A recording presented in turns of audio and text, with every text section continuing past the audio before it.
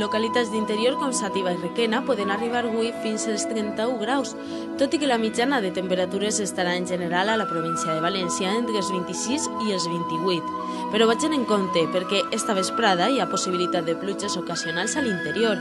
A Alacant la calor serà molt semblant entre els 27 i els 29 graus, mentre a Castelló les temperatures es mantindran com avui i els núvols evolucionaran de vesprada a les comarques d'interior. Al cap de setmana entrem a ambient calorós, ideal per disfrutar d'un dia a la mar, encara que no es confien, perquè a les hores centrals del dia es poden fregar els 30 graus a localitats com a Sueca. Un inici de cap de setmana brillant per poder ja per tant disfrutar d'aquest estiu adelantat que pareix que ha tornat a la Comunitat Valenciana.